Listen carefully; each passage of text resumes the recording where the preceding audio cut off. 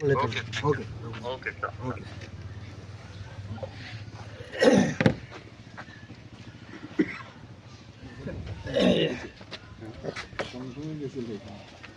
আমি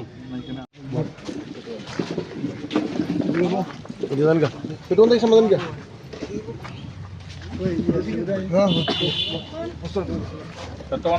অত্যন্ত মর্মাহত।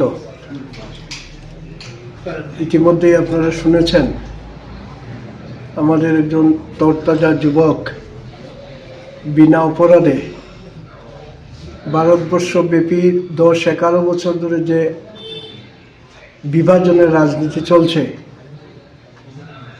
এই বিভাজনের রাজনীতির শিকার এঞ্জেল চাকমা।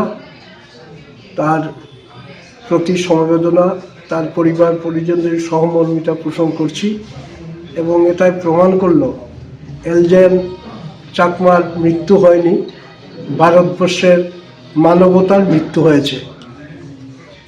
তো আমরা দাবি করব ভারতবর্ষের আপামর সর্বস্তরের মানুষকে এই যে বিভাজনের রাজনীতি গোটা দেশব্যাপী 10-11 বছর ধরে চলছে, এটাকে প্রতিহত করার জন্য সর্বস্তরের মানুষ এগিয়ে আসুন।